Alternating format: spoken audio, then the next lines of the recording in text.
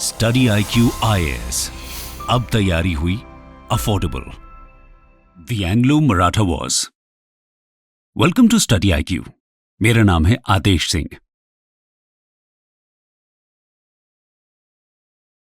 दोस्तों, क्या आप जानते हैं कि मराठा एम्पायर, जिसके फाउंडर छत्रपति शिवाजी महाराज थे, जिसे बालाजी विश्वनाथ और बाजीराव वन जैसे एम्बिशियस पेशवा और भी स्ट्रॉन्ग पावर बना देते हैं, उसका अल्टीमेटली डिक्लाइन कैसे होता है? आज हम इसी क्वेश्चन का आंसर अपनी इस वीडियो के थ्रू समझेंगे। हम डिस्कस करेंगे कि कैसे ब्रिटिशर्स के आने के बाद उनका और मराठास का कॉन्फ्लिक्ट शुरू होता है। दोनों पावर्स के बीच हुए एंग्लो मराठा वॉर्स को भी समझेंगे और देखेंगे कि आखिर मराठा एम्पायर के डिक्लाइन के पीछे क्या रीजंस थे। तो आइए शुरू करते हैं। सबसे पहले जानते हैं कि ब्रिटिशर्स के साथ कॉन्फ्लिक्ट से जस्ट पहले मराठा एम्पायर की क्या सिचुएशन थी। Maratha empire during second half of the 18th century. दोस्तों, आपने थर्ड बैटल ऑफ पानीपत के बारे में तो सुना ही होगा। यह बैटल 14 जनवरी 1761 को मराठास और अफगान रूलर अहमद शाह अब्दाली के फोर्सेस के बीच हुई थी। पानीपत में मराठास की हार उनके लिए एक डिजास्टर साबित होती है। मराठास पानीपत की बैटल में लगभग 28,000 सोल्जर्स और सदाशिवराव और विश्वासराव जैसे एबल मिलिट्री कमांडर्स को खो देते हैं। इसके साथ ही उनकी पॉलिटिकल प्रेस्टीज को भी बड़ा झटका लगता है।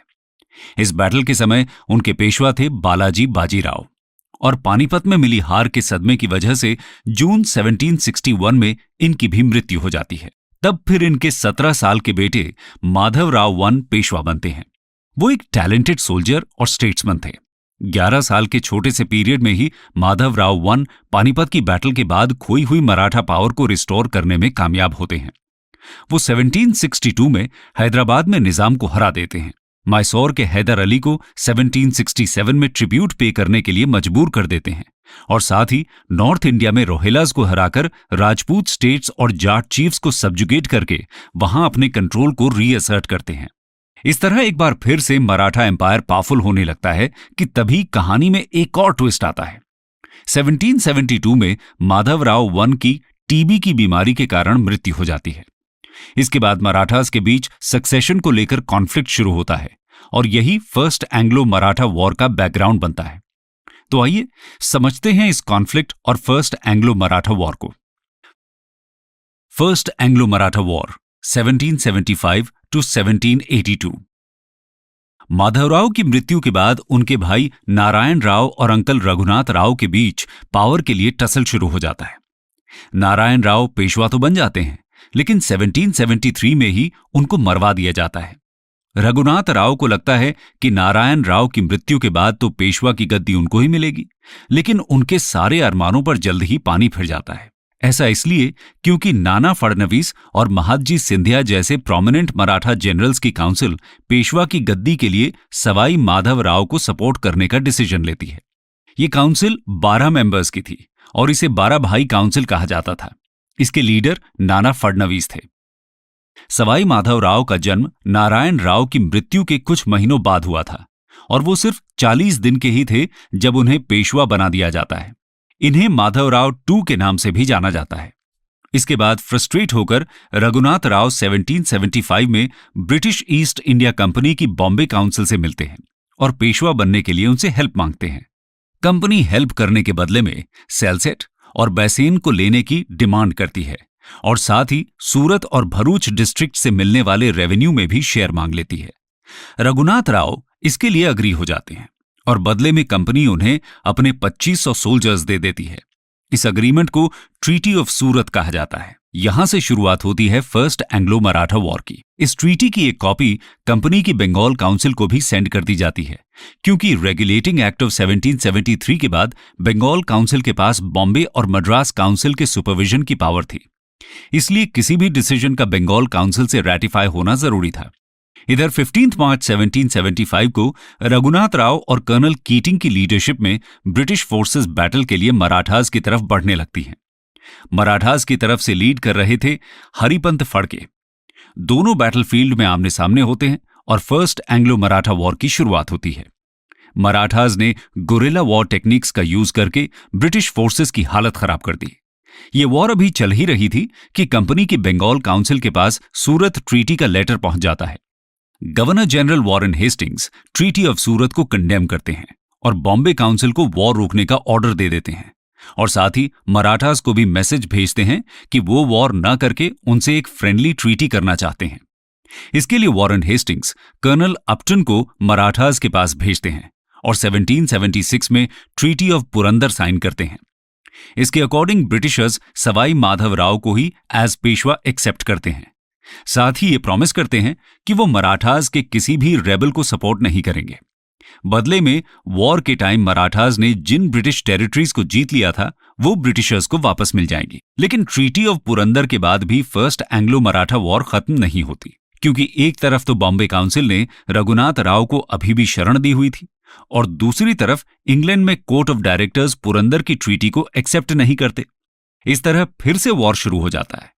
ब्रिटिशर्स मराठास पर अटैक करते हैं और मराठा आर्मी को खुद महादजी सिंधिया लीड करते हैं। तालेगांव में दोनों के बीच बैटल होता है और ब्रिटिशर्स को यहां हार मिलती है।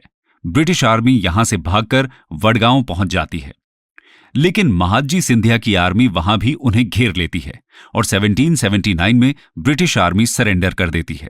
यहां पर ही ट्रीटी ऑफ वडगांव साइन की जाती है, जिसके अकॉर्डिंग ब्रिटिश गवर्नमेंट ने मराठास की जितनी भी टेरिटरीज ऑक्यूपाई की होती हैं 1775 से सब वापस करनी पड़ती हैं। ये ट्रीटी बॉम्बे काउंसिल और मराठास के बीच हुई थी।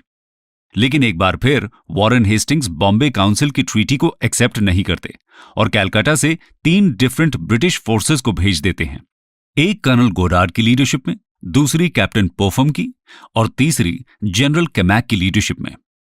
फरवरी 1779 में कर्नल गोडार्ड अहमदाबाद को कैप्चर कर लेते हैं और फिर अगस्त 1780 में कैप्टन पोफम ग्वालियर को। इसके बाद दिसंबर 1780 में कर्नल गोडार्ड बैसेन को भी कैप्चर कर लेते हैं और फरवरी 1781 में जनरल कैमैक ने महादजी सिंधिया को भी हरा दिया। इसके बाद वॉरेन हेस्टिंग्स मराठास के साथ ट्रीटी साइन करने का डिसीजन लेते हैं। ये थी ट्रीटी ऑफ सालबाई, जो फर्स्ट एंग्लो मराठा वॉर की सबसे इंपॉर्टेंट ट्रीटी थी। इसके अकॉर्डिंग सेल्सेट तो ब्रिटिशर्स के पास ही रहेगा, लेकिन ट्रीटी ऑफ पुरंदर के बाद एक्वायर की हुई बाकी सभी मराठा टेरिटरी उन्हें वापस कर दी जाएंगी। साथ ही ब्रिटिशर्स रघुनाथ राव का सपोर्ट नहीं करेंगे और पेशवा रघुनाथ राव को पेंशन दे देंगे। इसके अलावा यह भी डिसाइड होता है कि पेशवा और किसी भी यूरोपियन पावर को सपोर्ट नहीं करेंगे। इस तरह ट्रीटी ऑफ सालबाई से 1782 में finally first Anglo Maratha war का एंड होता है। सालबाई की ट्रीटी के बाद मराठास और ब्रिटिशर्स के बीच 20 साल तक तो कोई कॉन्फ्लिक्ट नहीं होता। ये टाइम ब्रिटिशर्स मैसूर की कॉन्क्वेस्ट को कंप्लीट करने में लगाते हैं और दूसरी तरफ मराठा कन्फेडरेसी में दरार और ज्यादा बढ़ जाती है। कन्फेडरेसी की बात करें तो दोस्तों, पेशवा बाजीराव वन के टेन्योर में मराठा एम्पायर को 4 पावरफुल मराठा चीफ्स के बीच डिवाइड कर दिया गया था। ये थे ग्वालियर के सिंधिया, नागपुर के भोंसले, इंदौर के होलकर्स और बड़ौदा के गायकवाड़। ये सभी चीफ्स मिलकर मराठा कन्फेडरेसी बनाते थे और पेशवा कन्फेडरेसी के ऑफिशियल हेड होते थे। लेकिन पावर स्ट्रगल और म्यूचुअल जेलसीज के चलते चीफ्स के बीच हमेशा कॉन्फ्लिक्ट चलता रहता था।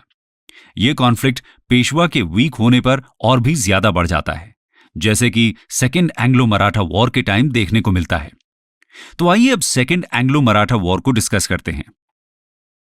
Second Anglo Maratha war 1802 to 1805। दोस्तों, सेकेंड एंग्लो मराठा वॉर को डिस्कस करने से पहले इसका बैकग्राउंड जान लेते हैं। 1795 में Peshwa Madhavrao second suicide commit कर लेते हैं। इनकी एज सिर्फ 21 साल ही थी और तब तक इनकी कोई संतान भी नहीं थी। रघुनाथ राव, जो पेंशन लेकर रिटायर हो चुके थे, उनके 3 बेटे थे, बाजीराव सेकंड, चिमाजीराव सेकंड और अमृतराव। इन कंडीशंस में बाजीराव सेकंड पेशवा बनते हैं। बाजीराव सेकंड तो एक वीक पेशवा थे, लेकिन नाना फडणवीस इनके चीफ मिनिस्टर बनकर मराठा पावर को संभाले हुए थे। लेकिन 1800 में नाना फडणवीस की मृत्यु हो जाती है और इसके बाद मराठा कन्फेडरेसी को संभालने वाला कोई भी नहीं बचता। मराठा कन्फेडरेसी के चीफ्स के बीच आपस में ही वर्चस्व की लड़ाई शुरू हो जाती है। उस टाइम सबसे पावरफुल चीफ थे इंदौर के जसवंत राव होलकर और ग्वालियर के दौलत राव सिंधिया। होलकर और सिंधिया के बीच आपस में टकराव होते रहते थे और इसमें पेशवा सिंधिया को सपोर्ट कर रहे थे। जसवंतराव होलकर बिना पेशवा की परमिशन के नॉर्थ की तरफ टेरिटरी एक्वायर करने के लिए कैंपेन कर रहे थे। इसके साथ ही उन्होंने अपने भाई विट्ठूजी होलकर को साउथ की तरफ कैंपेन के लिए भेजा था।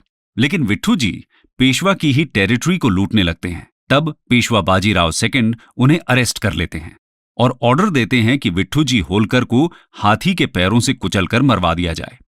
ये सुनकर जसवंतराव होलकर आग बबूला हो जाते हैं और 1802 में सिंधिया और पेशवा की कंबाइंड आर्मी पर अटैक कर देते हैं।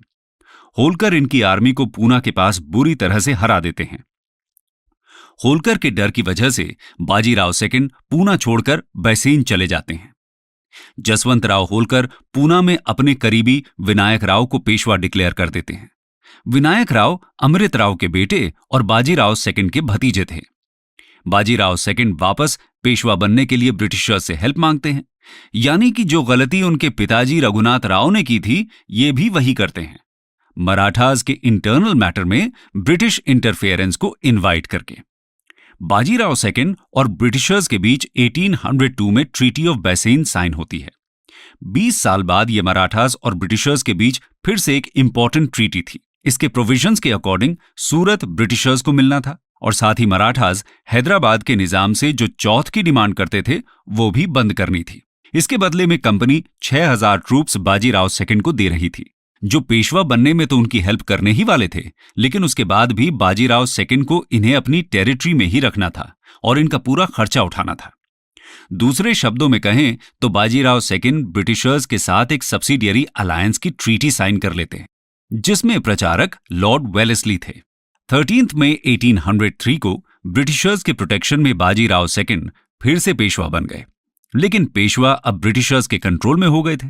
सब्सिडियरी अलायंस की यह ट्रीटी किसी भी मराठा चीफ को पसंद नहीं आ रही थी, क्योंकि उन्हें अपनी फ्रीडम बहुत पसंद थी और सब्सिडियरी अलायंस साइन करके पेशवा ने मराठास की फ्रीडम एक तरह से ब्रिटिशर्स को दे दी थी और यही कारण बनता है सेकेंड एंग्लो मराठा वॉर का।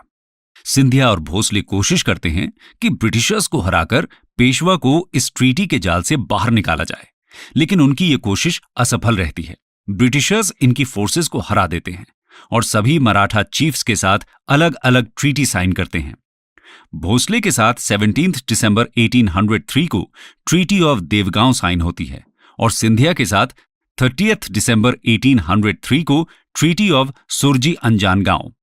सिंधिया से ब्रिटिशर्स को रोहतक, गंगा यमुना दोआब, गुड़गांव, दिल्ली आगरा रीजन, ब्रोच, गुजरात के कुछ डिस्ट्रिक्ट्स, बुंदेलखंड का कुछ पार्ट और अहमदनगर का फोर्ट मिलता है और भोसले से कटक, बालासोर और वर्धा रिवर के वेस्ट का एरिया इन्हें मिल जाता है। 1804 में होलकर भी ब्रिटिशर्स पर अटैक करते हैं, लेकिन 1805 तक ये भी हार जाते हैं और 1806 में इनके साथ होती है ट्रीटी ऑफ राजपुर घाट। होलकर से ब्रिटिशर्स को टोंक, बूंदी और रामपुरा की टेरिटरी मिलती है।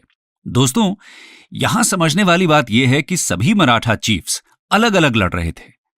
इन्होंने यूनाइट होकर ब्रिटिशर्स को फेस नहीं किया और इसीलिए ब्रिटिशर्स को इन्हें हराने में आसानी हो गई और इस तरह 1805 तक सेकेंड एंग्लो माइसोर वॉर का एंड हो जाता है। इस वॉर में मराठास को काफी ज्यादा टेरिटरीज का लॉस होता है और साथ ही मराठा चीफ्स सब्सिडियरी अलायंस भी एक्सेप्ट कर लेते हैं।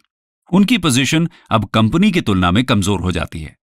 लेकिन मराठास और ब्रिटिशर्स के बीच का कॉन्फ्लिक्ट यहां भी खत्म नहीं होता और दोनों के बीच थर्ड एंग्लो मराठा वॉर होती है। तो चलिए अब थर्ड एंग्लो मराठा वॉर को डिस्कस करते हैं। Third Anglo Maratha war 1817 to 1818। दोस्तों, थर्ड एंग्लो मराठा वॉर होती है पिंडारीज के इश्यूज पर। मराठास जब भी किसी बैटल या एक्सपेंडिचर पर जाते थे तो पिंडारीज को भी अपनी सेना के साथ रखते थे। पिंडारीज बेसिकली मिलिट्री प्लंडरर्स हुआ करते थे जो मराठा आर्मी के साथ मर्सिनरीज की तरह जोड़ते थे। मर्सिनरीज मतलब कि ये लोग मराठास से कोई भी फीस चार्ज नहीं करते थे, बल्कि जीतने के बाद ये अपना हिस्सा उस एरिया को लूट कर वसूल करते थे। मराठास की तरफ से इन्हें इस बात की परमिशन थी। पिंडारीज कोई एक कास्ट नहीं थी, बल्कि इनमें अलग अलग कास्ट और क्लासेस के लोग शामिल होते थे। अब होता यह है कि सेकेंड एंग्लो मराठा वॉर के बाद मराठास काफी वीक हो जाते हैं। ब्रिटिश ईस्ट इंडिया कंपनी का कंट्रोल उनके ऊपर बढ़ता जा रहा था, और ऐसे में मराठास जब कोई एक्सपीडिशन कर ही नहीं रहे थे तो पिंडारीज को भी मराठास से कोई काम नहीं मिल पा रहा था। अब रेगुलर एम्प्लॉयमेंट न मिलने के कारण पिंडारीज ने आसपास की टेरिटरीज को प्लंडर करना शुरू कर दिया। उन्होंने हैदराबाद के निजाम, कर्नाटक के नवाब, मालाबार और ब्रिटिश ईस्ट इंडिया कंपनी की टेरिटरीज में भी लूटपाट कर दी। इससे परेशान होकर ब्रिटिश कंपनी के गवर्नर जनरल वॉरेन हेस्टिंग ने 1817 में पिंडारीज पर अटैक कर दिया। पिंडारीज पर अटैक एक तरह से मराठा सॉवरेनिटी पर अटैक था और मराठास इसका जवाब ब्रिटिश कंपनी को देना चाहते थे। इसके साथ ही सेकेंड एंग्लो मराठा वॉर के टाइम जो सब्सिडियरी अलायंस ट्रीटी साइन हुई थी, उसके अकॉर्डिंग ब्रिटिश कंपनी ने हर एक मराठा चीफ के कोर्ट में रेजिडेंट यानी कि ब्रिटिश एजेंट अपॉइंट कर दिया था और ये रेजिडेंट्स मराठा चीफ्स पर नजर रखते थे कि वो कोई कंस्पिरेसी न कर पाए। मराठास इन रेजिडेंट्स के इंटरफियरेंस से भी परेशान थे। ऐसे में ब्रिटिशर्स मराठास पर पिंडारीज को हेल्प करने का एक्यूजेशन भी लगा देते हैं। तब पेशवा और मराठा चीफ्स डिसाइड करते हैं कि उन्हें ब्रिटिशर्स का मिलकर सामना करना चाहिए।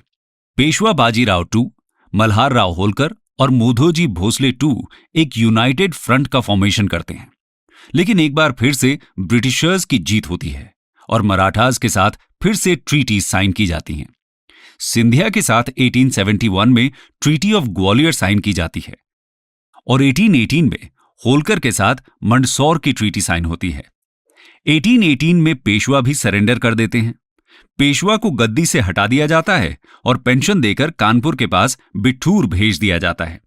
उनकी ज्यादातर टेरिटरी बॉम्बे प्रेसिडेंसी का हिस्सा बन जाती है और इस तरह थर्ड एंग्लो मराठा वॉर के साथ मराठा एम्पायर का भी एंड हो जाता है। सभी मराठा चीफ्स ब्रिटिशर्स के आगे सरेंडर कर देते हैं और इसके साथ ही पंजाब और सिंध के अलावा पूरी इंडियन टेरिटरी पर ब्रिटिशर्स का डायरेक्ट या इनडायरेक्ट कंट्रोल एस्टैब्लिश हो जाता है। दोस्तों, ये तो बात हुई एंग्लो मराठा वॉर्स की। अब ऐसे कुछ ओवरऑल रीजंस को भी समझते हैं जिनकी वजह से मराठास को ब्रिटिशर्स से हार का सामना करना पड़ता है। Reasons for Maratha loss. Marathas की हार का सबसे बड़ा कारण था मराठा चीफ्स के बीच यूनिटी ना होना। इसके साथ ही मराठास के किसी भी और इंडियन प्रिंसेस या रूलिंग डायनेस्टी के साथ अच्छे संबंध नहीं थे। मराठास अपने नेबर्स से चौथ वसूल करते थे, जिसकी वजह से सब इनसे परेशान थे और इसलिए बहुत से लोकल चीफ्स और जमींदार्स ब्रिटिशर्स की साइड लेने लगते हैं। इसके अलावा मराठा ब्रिटिशर्स की पॉलिटिकल और डिप्लोमैटिक स्ट्रेंथ्स को भी नहीं समझ पाए।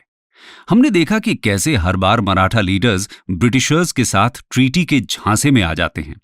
इसके अलावा मराठास की हार के पीछे और भी रीजंस थे, जैसे कि मराठा चीफ्स की इनएप्ट लीडरशिप, उनका इंफीरियर मिलिट्री सिस्टम। वो गुरिल्ला वॉरफेयर में तो माहिर थे, लेकिन ब्रिटिशर्स के साथ आमने सामने की बैटल में नहीं। इसके साथ ही ब्रिटिशर्स की सुपीरियर डिप्लोमैटिक स्किल्स, जिसकी हेल्प से वो ये इंश्योर कर लेते हैं कि हैदराबाद या मैसूर जैसे स्टेट्स मराठास और ब्रिटिशर्स के अफेयर्स में कोई इंटरफेरेंस ना करें।